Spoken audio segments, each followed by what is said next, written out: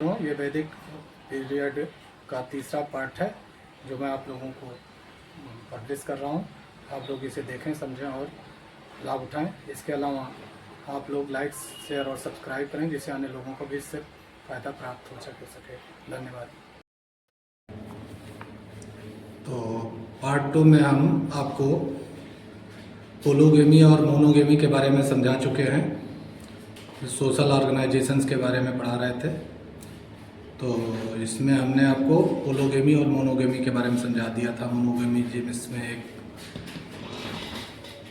एक शादी की प्रथा होती है और पोलोगेमी जिसमें बहुविवाह की प्रथा होती है। तो पोलोगेमी जो है वो साधारण जनता में पोलोगेमी की प्रथा थी और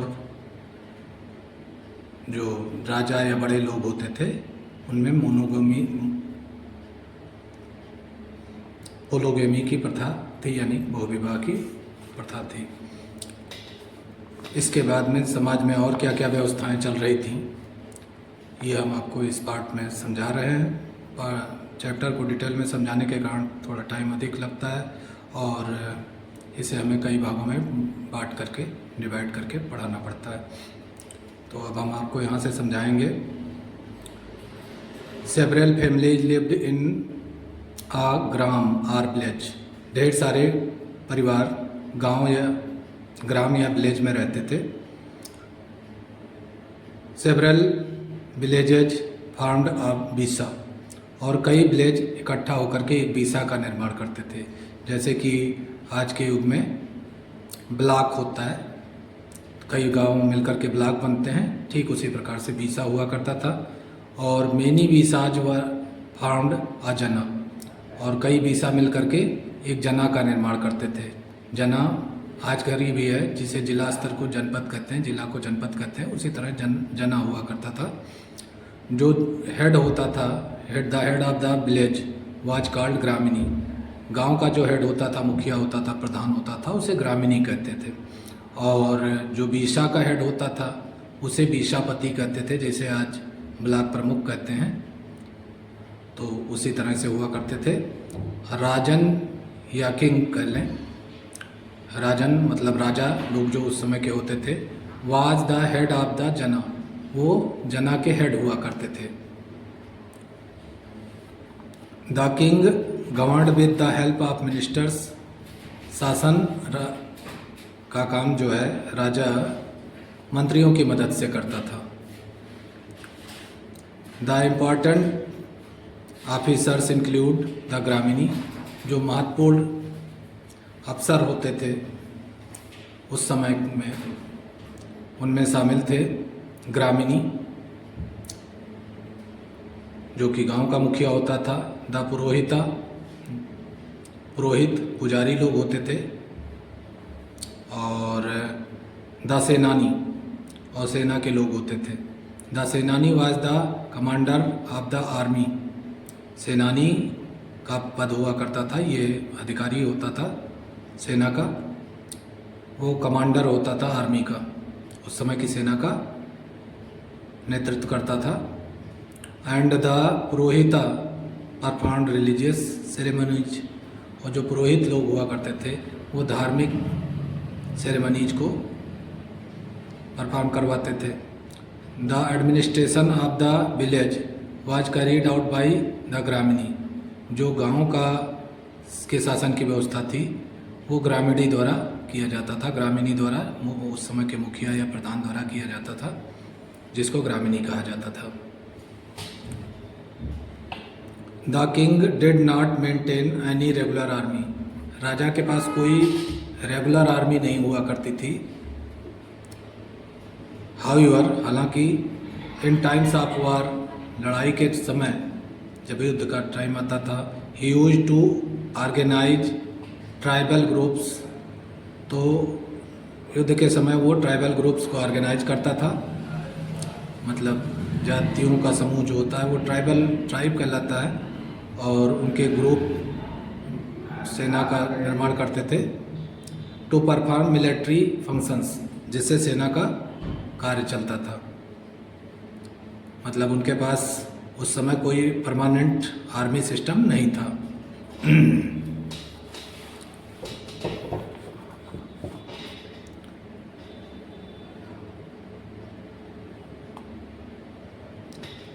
during the Rig Vedic time में के दौरान,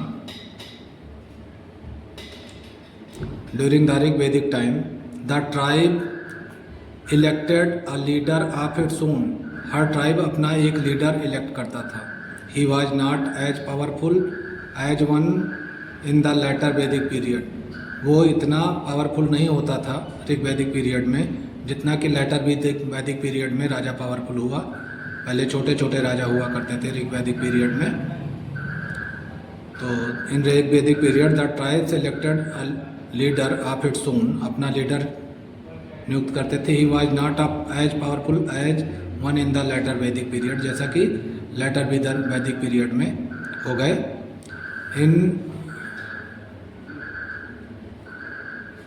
in the Rig Vedic period, जो ऋग वैदिक पीरियड था, 3 popular assemblies known as the sabha. 3 popular assemblies होती थी जिनका नाम था sabha, the samiti and the vidatha advised the king. जो राजा के सलाहकार में होते थे वो सभा, समिति और विदाथा, जो राजा को सलाह देने के लिए होते थे शासन की व्यवस्था में। The vidatha was the earliest assembly. जो विदाथा थी वो सबसे छोटी असेंबली थी। Which used to perform all kinds of functions, जो हर तरह के फंक्शंस को परफॉर्म करती थी। Economic, military, religious and social. चाहे वो आर्थिक धन संबंधी हो, मिलिट्री सेना संबंधी हो, रिलीजियस धर्म संबंधी हो, या सोशल समाज संबंधी हो। Women actively participated in the deliberation in the vidatha. जो विदाथा होती थी, ये सबसे छोटी असेंबली होती थी, तो इसमें औरतें भी पार्टिसिपेट करती थी उसके बहस में और नीतियों के निर्धारण में। The samiti was the assembly of the people. जो समिति थी वो लोगों की असेंबली होती थी। एंड द सभा was the council of leaders. और जो सभा थी वो उनके लीडर्स जो चुन चुन करके जाते थे उनकी सभा हुआ करती थी। द सभा performed advisory and judicial functions. सभा जो है वो एडवाइजरी और जुडिशियल फंक्शन को परफॉर्म करती थी। The samiti was called the session on special occasions. तो जो समिति थी वो सेशन का आयोजन करती थी खास मौक़ों पर। जब कोई खास मौका आता था तो सभा का आयोजन कर लेती थी। तो इन द लेटर वैदिक पीरियड एज, जो लेटर वैदिक पीरियड एज आया, किंगशिप बिकेम हेरिडिटरी। वो राजा का जो पद था वो उत्तराधिकार पर आधारित हो गया। एंड डिवाइन, और उसे जो है पवित्र मान लिया गया, दैविक मान लिया गया। Divine elements came to be associated with the king. और राजा को देवता के समान माना जाने लगा। This period mark the beginning of taxation system. और इसी समय में टैक्सेशन सिस्टम का शुरुआत हुआ, मतलब टैक्स वसूलने की शुरुआत हुई। एंड द एडमिनिस्ट्रेटिव मशीनरी, और पूरा शासन सत्ता की शुरुआत हुई। वो मशीनरी तैयार हुई जिससे कि शासन व्यवस्था किया जा सके।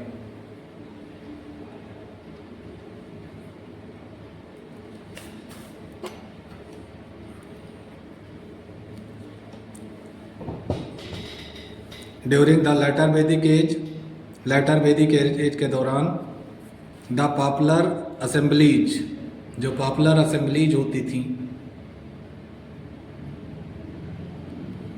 Last there earlier importance. तो उनका जो है शुरू का जो महत्व था, जितना महत्व शुरू में था उतना नहीं रह गया, वो शुरू के महत्व को खो बैठी। The sabha and samiti came to be dominated by chiefs. सभा और समिति पर जो बड़े अधिकारी हुआ करते थे वो उनका वर्चस्व हो गया। एंड रिच नोबल्स, और अमीर सरदारों का वर्चस्व हो गया। Women were no longer permitted. अब औरतों को पर आदेश नहीं था कि टू अटेंड दीज असेंबलीज, कि वह इस असेंबली में भाग लें।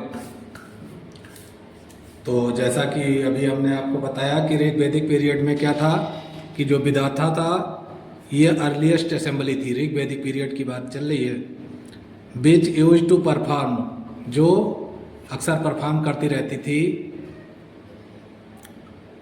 ऑल काइंड्स ऑफ फंक्शंस, हर तरह की के फंक्शन को, चाहे वो धन से संबंधित हो, इकोनॉमिक हो, या सेना से संबंधित हो, मिलिट्री हो, रिलीजियस हो, धर्म से संबंधित हो, या फिर समाज से संबंधित कोई भी बात हो। तो जो विधाता थी वो सबसे छोटी समिति थी ग्रामीण स्तर पर, ये परफॉर्म करती थी, महत्वपूर्ण योगदान करती थी। जो उस समय की औरतें थीं ऋग वैदिक एज की, तो women actively participated in the deliberation in the vidatha. तो विधाता में जो है जब भी कोई बहस छिड़ती थी, कोई बात होता था, कोई डिसीजन लेना होता था, तो उसमें औरतें भी भरपूर भाग लेती थीं।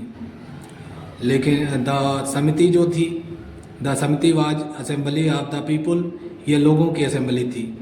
एंड जब उसमें जनता के लोग होते थे, इंसान केवल आदमी लोग होते थे इसमें। एंड द सभा was the council of elders, और सभा बड़े लोगों की काउंसिल हुआ करती थी।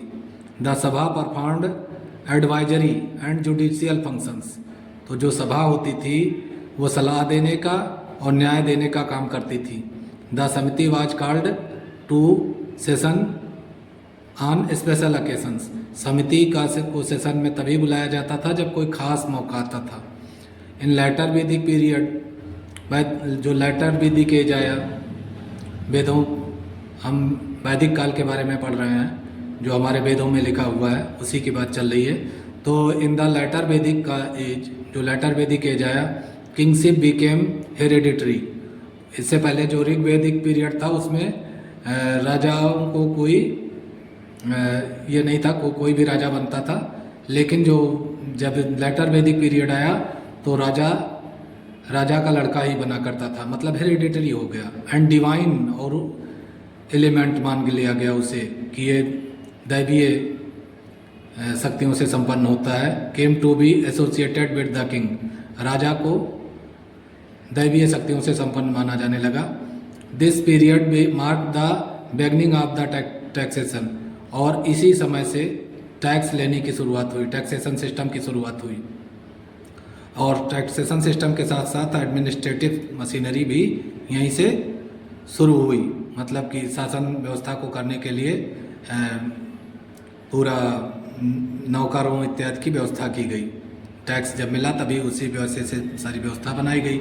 ड्यूरिंग द लेटर वैदिक एज, ये लेटर वैदिक एज में द पॉपुलर असेंबलीज, जो पॉपुलर असेंबलीज थी उस समय की, जैसे कि विधाता, समिति और सभा, लास्ट देयर अर्लियर इम्पॉर्टेंस, अब इनका उतना महत्व नहीं रह गया था जितना कि ऋग वैदिक पीरियड में था। The sabha and samiti came to be dominated by chiefs, तो सभा और समिति पर जो है, जो उनके अधिकारी होते थे उनका वर्चस्व हो गया, वो जो चाहे वही फैसला ले लिया करते थे। एंड रिच नोबल्स, और अमीर लोग, जो अमीर सरदार लोग जो होते थे, उन लोगों को वो लोग अपने आप ही डिसीजन लेने लगे। अब उतना सभा और समिति को महत्व के मेंबर्स को महत्व नहीं दिया जाने लगा। Women were no longer permitted, और औरतों को तो पूरी तरह से रोक लगा दी गई, टू अटेंड दीज असेंबलीज, कि वह इस असेंबली में भाग ही नहीं ले सकती। उसके बाद अब पोजीशन ऑफ वुमेन, तो वैदिक पीरियड में पोजीशन क्या था औरतों का? पोजीशन, स्थिति, मतलब उनका क्या स्तर था, स्तर क्या था औरतों का।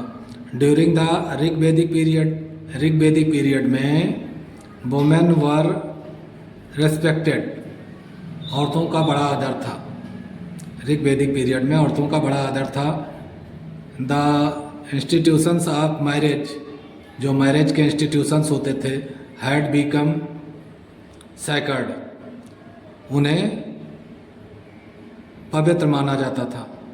The daughters were given freedom, लड़कियों को स्वतंत्रता मिली हुई थी, टू चूज देयर हस्बैंड्स, कि वो अपने पतियों को खुद चुने, जैसा कि रामायण में दिखाया गया कि सीता का स्वयंवर हुआ था और वो खुद अपने पति को चुन सकती थी। तो यह इस तरह का था। The system of marriage of widows was prevalent. तो ऋग्वैदिक पीरियड में कोई औरत विधवा हो जाती तो उसे अपनी दोबारा शादी करने का अधिकार था। There are no examples of child marriage. और एक भी बच्चा के शादी होने की, एकदम बचपन में शादी होने का कोई एग्जाम्पल उस समय उपलब्ध नहीं है। The marriageable age in the Rigveda, जो मैरिजेबल एज था जिसमें शादी करने की जो उम्र थी ऋग्वेद में, seems to have been 16 to 17। ऐसा लगता है कि 16 से 17 साल की उम्र उस समय मानी जाती थी कि शादी के योग्य 16 से 17 साल में हो जाते हैं।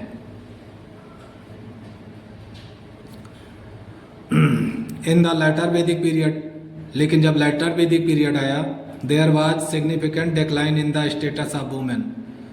काफ़ी अंतर आ गया और काफ़ी मतलब डिक्लाइन हो गया उनका स्टेटस काफ़ी नीचे गिर गया औरतों का लेटर वैदिक पीरियड में।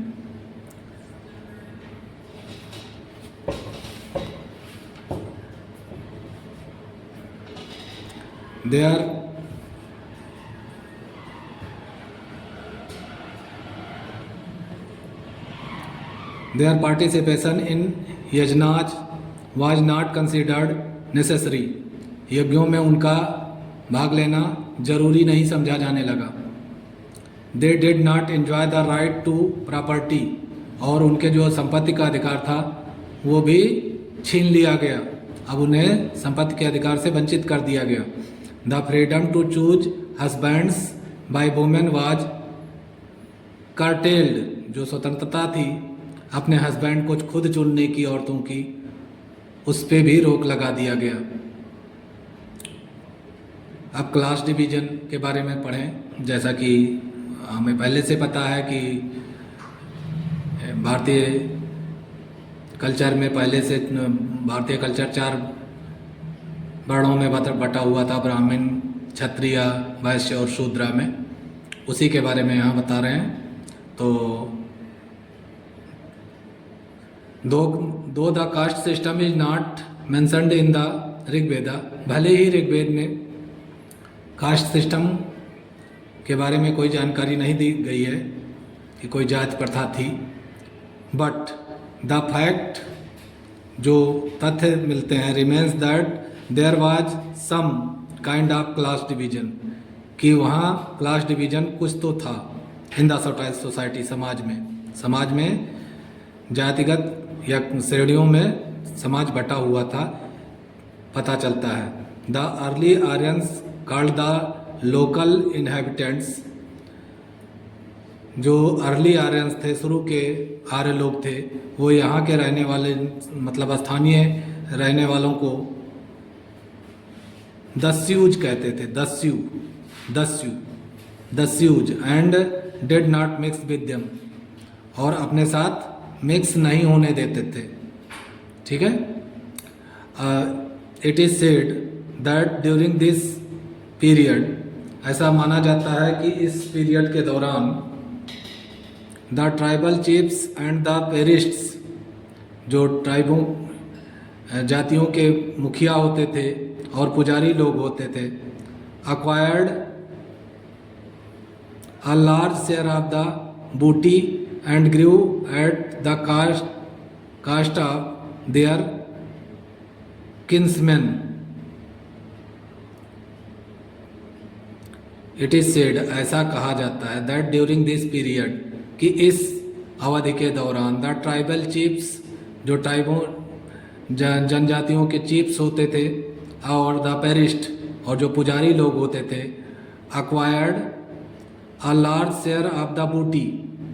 इनको जो है, जो भी आमदनी होती थी उसका बड़ा भाग इनको मिलता था। And grew at the cost of their kinsmen, और वह अपने उनको जो काम देते थे, उनको सुरक्षा प्रदान करते थे या उनका पूजा पाठ करते थे, उसी के आधार पर ये आगे बढ़े, मतलब उसी के से इनको खर्च के लिए मिलता था चीज़ें, चूँकि बड़ा शेयर मिल रहा था इन्हें। This resulted in social inequalities, जिसके कारण ये अमीर बन गए और इसके कारण सोशल इनइक्वालिटी हो गई, समाज में गरीबी और अमीरी आ गई। And the tribal society got divided into 3 groups, और ट्राइबल सोसाइटीज को यानी जातियों को समाज 3 समूहों में बांट दिया गया। जो लोग योद्धा थे, वॉरियर्स, पेरिस्ट एंड पीपुल, योद्धा, पुजारी और सामान्य जनता में बांट दिया गया। The 4th division called the Shudras, जो चौथा डिवीजन था जिन्हें शूद्र कहा जाता था, appeared towards the end of the Rigvedic period. ये ऋग्वेदिक पीरियड के अंत में शूद्र नामक जो जाति आई वो सामने आई, towards the end of the Rigvedic period, मतलब ऋग्वेदिक पीरियड के अंत में। Because the word Shudra is mentioned for the first time, क्योंकि शूद्र शब्द का प्रयोग पहली बार in the 10th mandala of the Rigveda, ऋग्वेद के 10वें मंडल में मिलता है। Which is usually considered a later addition, जिसे सामान्यतः सबसे बाद वाला एडिशन माना जाता है। हाउएवर, हालांकि since the economy was mainly pastoral and not food producing, चूँकि जो इकोनॉमी थी उस समय की अर्थव्यवस्था थी वो ख़ास तौर से पशुपालन वाली थी और फूड प्रोड्यूस करने वाली नहीं थी, भोजन पैदा करने वाली इकोनॉमी नहीं थी कि ढेर सारा भोजन पैदा हो और उसमें से यानी खाद्यान्न पैदा करने का सिस्टम नहीं था उतना। There was no scope for collecting regular tributes, तो रेगुलर ट्रिब्यूट मतलब रेगुलर खाद्यान्न के रूप में, टैक्स के रूप में प्राप्त करना संभव नहीं था फ्रॉम द पीपुल, जनता से।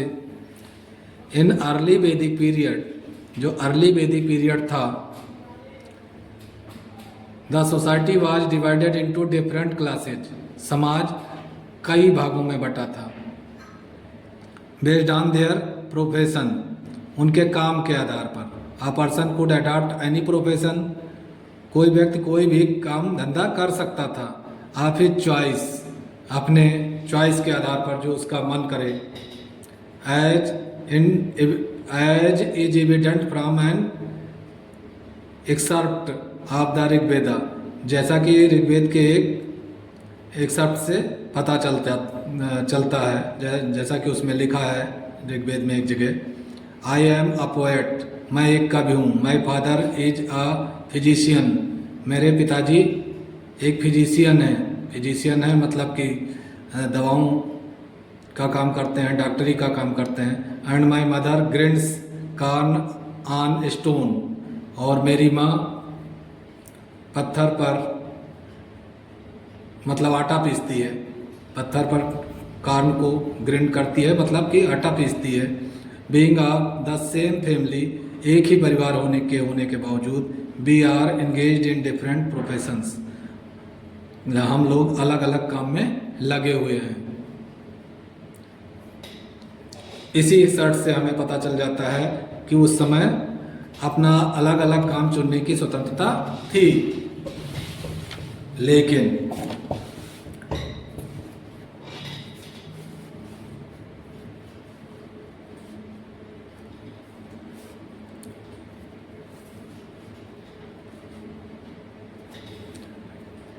People followed different professions which became hereditary in course of time, लेकिन समय बीतने के साथ साथ जो प्रोफेशन करते थे, विच बिकेम हेरिडिटरी, फिर उनके वंशजों का भी वही प्रोफेशन बन गया इन कोर्स ऑफ टाइम, समय बीतने के साथ साथ। This resulted in the division of society, जिसके कारण समाज का विभाजन हो गया इनटू ऑक्यूपेशनल क्लासेज, काम धंधा के क्लास के रूप में, कि उनका कौन सा काम करता है। जो बढ़ई का काम करता है वो बढ़ई है, जो लोहार का काम करता है वो लोहार है, आयरन स्मिथ है या फिर कारपेंटर है। इस तरह से gradually this took the form of caste, धीरे धीरे ये जाति का रूप ले लिया। And the present caste system emerged, और आज जो जाति प्रथा चल रही है ये उभर कर सामने आ गई। इन द लेटर वैदिक पीरियड, लेटर वैदिक पीरियड में Brahmans, Kshatriyas, Vaishyas and Shudras became 4 distinct castes or varnas. तो जो लेटर वैदिक पीरियड में समय बीतने के साथ साथ ब्राह्मण, क्षत्रिय, वैश्य और शूद्र 4 अलग अलग जाति या वर्ण कह सकते हैं, तो वर्ण बन गए, वर्णाज बन गए। द ब्राह्मण्स, जो ब्राह्मण थे, आर द पेरिस्ट्स, या पुजारी थे, परफॉर्म्ड रिलीजियस रिचुअल्स, ये धार्मिक कृत्यों को करते थे। द क्षत्रियाज, जो क्षत्रिय हुआ करते थे, पार्टिसिपेटेड इन वार्स, वो युद्ध के मैदानों में काम करते थे, लड़ाइयों में। The Vaishyas engaged in business, और जो वैश्य लोग थे वो बिजनेस का काम करते थे। And looked after agriculture as well as industry, और खेती बाड़ी का काम भी देखते थे और उद्योग धंधा भी देखते थे। The Shudras served the upper classes, और जो शूद्र थे वो सभी तीनों बड़े क्लासेज की सेवा का कार्य करते थे। एज स्टार्टेड अर्लियर, जैसा कि शुरुआत में शुरू हुआ था ड्यूरिंग द लेटर वैदिक एज में के दौरान, the caste system became rigid. तो ये तो शुरुआत में जो है रिजिड नहीं था, लेकिन बाद में रिजिड हो गया कि जो जिस जाति का है वो उसी जाति का रहेगा, दूसरे में नहीं जा पाएगा, पूरी तरह कठोरता से पालन होने लगा। The Brahmans and Kshatriyas enjoyed many privileges, जो ब्राह्मण और क्षत्रिय होते थे उन्हें बहुत सारी सुविधाएं उपलब्ध थीं। The priest came to be considered as gods on the earth, जो पुजारी लोग होते थे उनको देवता के तरह माना जाता था, धरती पर देवता के रूप में माना जाता था। And Kshatriyas also increased their power, और क्षत्रियों ने अपनी शक्तियों को बढ़ाया। And came to be regarded as the ruling class, और उन्हें शासन करने वाली श्रेणी माना गया। All the 3 higher varnas were, जो तीनों हायर वर्ण थे,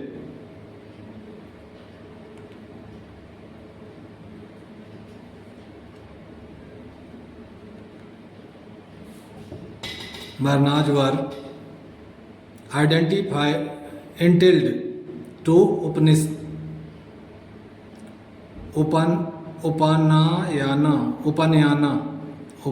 उपनयाना आर इन्वेस्टिचर। तो entitled to upanayana or investiture with the sacred thread, तो उपनयन या इन्वेस्टिचर पहनते थे जो विद सैकर्ड थ्रेड, पवित्र धागा पहनते थे। अकॉर्डिंग टू द वैदिक मंत्राज, वैदिक मंत्रों के आधार पर inter caste marriage was not prevalent, और इंटर कास्ट मैरिज को भी मना कर दिया गया कि अब जाति के अंदर एक जाति को छोड़कर दूसरी जातियों में शादी नहीं होगी।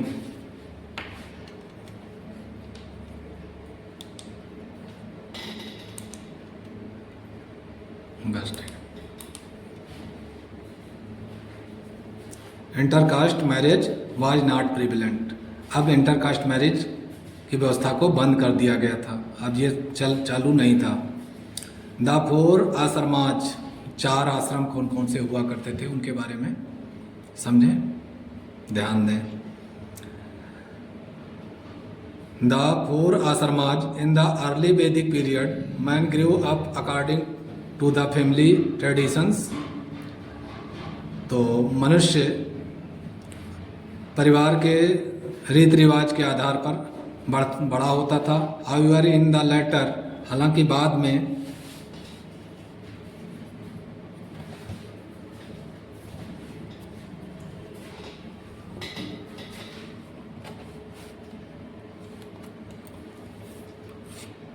later Vedic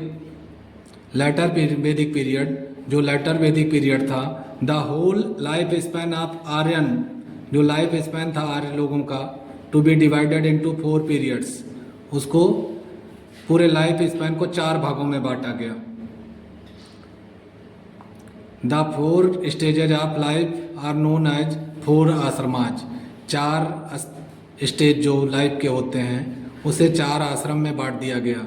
each of 25 years duration, प्रत्येक को 25-25 साल के ड्यूरेशन का माना गया, समयावधि का माना गया। द 4 आश्रमाज आर ब्रह्मचर्य, गृहस्था, वानप्रस्था एंड संन्यासा। तो जो 4 आश्रम थे वो, ये पहला आश्रम था ब्रह्मचर्य आश्रम, दूसरा गृहस्थ आश्रम, तीसरा वानप्रस्थाश्रम मतलब जब वन को जाते थे, एंड संन्यासा, और चौथा आश्रम, चौथा और अंतिम आश्रम था संन्यास।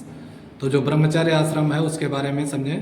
तो the brahmacharya ashram lasted up to the age of 25 years. जो ब्रह्मचर्य आश्रम था वो 25 साल की उम्र माना जाता था, जिसमें इंसान को शादी नहीं करनी होती थी और ब्रह्मचर्य का पालन करना होता था और अपने आप को किसी लायक बनाना होता था। During this period the people was expected to acquire knowledge. इस समय अवधि के दौरान शिष्यों से उम्मीद की जाती थी कि वह नॉलेज अक्वायर करें, ज्ञान प्राप्त करें, इन द गुरुकुल, गुरुकुल में, और मतलब उस समय के स्कूल गुरुकुल कहलाते थे, एंड ऑब्जर्व स्ट्रिक्ट डिसिप्लिन, और तगड़ा अनुशासन का पालन करना सीखें। ड्यूरिंग द पीरियड, इस पीरियड के दौरान द गृहस्था आश्रम, गृहस्थ आश्रम के पीरियड के दौरान, जो गृहस्थ आश्रम का समय था उसके दौरान मैन, गृहस्थ आश्रम का समय था 25 से 50। Man was suppose to marry, ये उससे उम्मीद की जाती थी कि वो शादी करे, एंड रेज अ फैमिली, और एक परिवार तैयार करे, परिवार का पालन पोषण करे। एज अ हाउस होल्डर, घर को संभालने वाला बनकर, he was to take responsibility, उसे घर की जिम्मेदारी लेनी होती थी। आप मेंटेनिंग हिज फैमिली, तो अपने परिवार को मेंटेन करके रखने की जिम्मेदारी उसकी 25 से 50 साल के बीच में होती थी। इसे गृहस्थ आश्रम कहा जाता था। This period lasted from the age of 25 to 50 years. यह पीरियड, एक एज होती थी 25 से 50 ईयर्स की, उसमें होता था। उसके बाद जो 3rd स्टेज आता था लाइफ का, जीवन का, मनुष्य के, वाज वानप्रस्थ आश्रम। ये वानप्रस्थ आश्रम था। ये वो समय होता था जब इंसान को घर छोड़ करके वन की तरफ प्रस्थान करना होता था। तो it lasted from the age of 50 to 75। इसका जो समय अवधि होता था वो 50 साल की उम्र से लेकर के 75 साल, 50 से 75 साल की उम्र के बीच का होता था। During this period man was expected to retire from worldly life. इस पीरियड के दौरान ये उम्मीद की जाती थी कि मनुष्य अपने जो फैमिली लाइफ है उससे रिटायर हो जाएगा, and acquire spiritual and philosophical knowledge, और धार्मिक और दार्शनिक ज्ञान को प्राप्त करेगा। जो लास्ट पीरियड होता था, the last stage lasting from the age of 75 to 100 years, जो लास्ट स्टेज होता था जिसकी एज हुआ करती थी 75 से 100 साल के बीच में, वाज द संन्यास आश्रम। इसका नाम था संन्यास आश्रम। This was the period of renunciation. ये रिनंसिएशन का पीरियड होता था, मतलब ऐसा पीरियड जब वो पूरी तरह ईश्वर की भक्ति में लग जाए। Man had to leave everything forever. मनुष्य को सब कुछ छोड़ देना होता था हमेशा के लिए, and go into meditation in order to attain moksha, और उसे मेडिटेशन के लिए निकल पड़ना पड़ता था, मतलब ईश्वर की भक्ति के लिए निकल पड़ना होता था, जिससे कि वो मोक्ष की प्राप्त करे, यानी साल्वेशन की प्राप्त करे। साल्वेशन मतलब मोक्ष। मोक्ष वो चीज ईश्वर की प्राप्ति होती है, जो ईश्वर को प्राप्त कर पाए वो मोक्ष को प्राप्त हो जाता है। इसको यहाँ पर बताया गया है।